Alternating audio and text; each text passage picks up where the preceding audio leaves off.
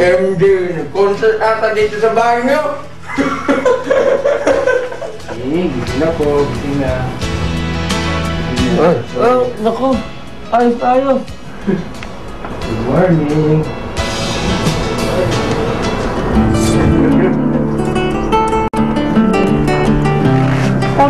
Cover ka na. Na ano pang kasal? Ito yung damit pang kasal. Puti yung jacket na to.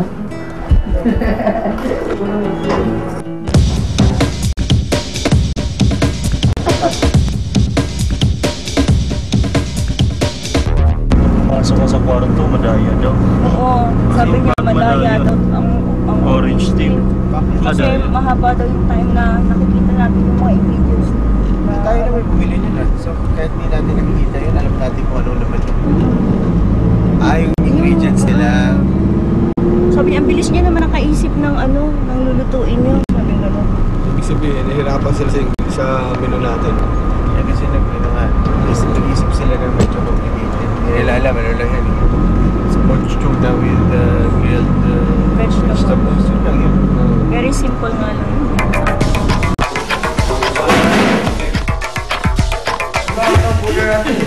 Ano na nga sa mga cooler? Patay tayo siya. Frozen yan? Oo. Yung nakita namin yung frozen, yung fish, kinabahan talaga kami kasi nga akala namin medyo malapit lang pupuntahan namin. So, we're not ready pa sa fish namin na ipa-fry.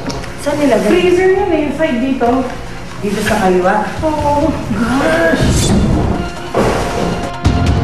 Sobrang, paano yan? Pag ito hindi natunaw, wala kaming magagawa kundi blanch na lang siya.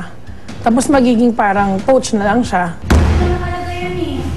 Wala yung tinapay namin. Nang umakyat ako, medyo may nagwawala na member ng Blue Team. Tapos sabi, sabutan to ah. Hindi siya pwedeng itapon kasi kasama ng ano namin. Kitang-kita naman na may tinapay eh. Nung pagbaba namin, chinek ko. Sabi ko, parang wala ang tinapay. So, tinanong ko uli, Marlene, ang tinapay, wala pa ba dyan ang tinapay? So, yun nga, umakyat kami, pumunta kami sa taas. So, chinek namin, wala doon. Sabi ko, patay. Bakit ganito? Bakit nawawala?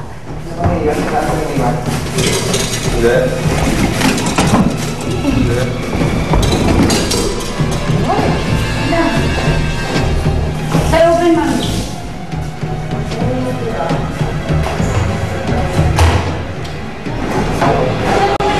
Doon ang lahat. Magkakasama sila. Kasama ng mga grocery. Kaya ang kala ko may gawa mo naman lang. Biglang wala na yung tinapay namin. Kinabahan na ako kasi, paano yun? Sabi, yun yung parang pinaka-main na dish namin, na i-present namin. Tapos biglang wala. Hinanap ko na lahat-lahat na, tapos sumunod na sila Tintin. Tapos pinuntahan nila yung sa may basurahan. Talagang talaga, nakakawa yung tinapay namin. Hindi ko nga maisip, baka magdamag na yun nandun eh. Ano may naglagay doon sa basurahan ba? Dito na lang, doble. Asa si Marlene? So, malaking question mark yun. Bakit naandun? Bakit bumaba? Sino ang nagbaba? Patatas to ang nagtapon dito. Sino ang may-ari ng patatas? Alam ko na. Ebidensya na yan. Siniksik talaga sa loob. Orange. Bad trip kayo ah. Yan ang sabutan. Hindi naman basurahan yun eh. Ano to? Sabutan yan.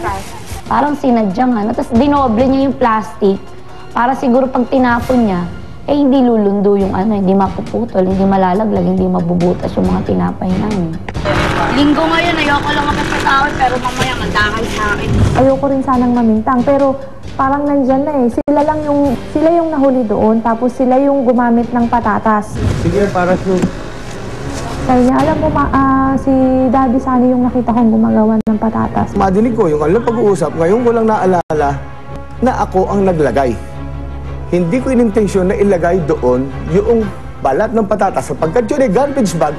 Ang akala ko sa garbage bag ay tapunan. So, huwag kang maglalagay ng pagkain sa garbage bag. o nakalagay doon, dahil nagtapon akong basura. O, yun po ang katotohanan. Kalinisan ng aking damdamin, sinisiwalat ko lang sa kalamihan. Yung ano namin, tinapay namin, nakita namin yung tinapay namin nandun sa basurahan. Kaya nga eh. Pero imposibleng kasi nung last time, gano'n naman yung ginawa namin. Oo, tinapit pa nga nila yung gamit nila sa amin eh. Magkakasama yun sa sa gamit namin. Parang lalo tuloy naragdagan yung inis ko dun sa Orange Team. Kasi yun dun sa nangyari na yun. Automatic pag-black pot, waste material yun. Kahit nga medyo gipit kami, hindi naman namin yung ugali talaga na, I mean, just because we want to win, we will sabotage the ingredients of the other group.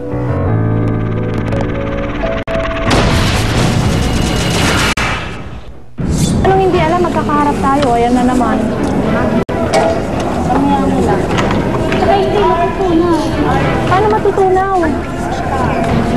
Ay mo maglagay, ikaw maglagay. Pag sumagot ka naman kasi, ayusin mo naman. Ako nakikipag-usap ako sa'yo ng maayos. Lagi kang ganyan, pinabibigyan lang.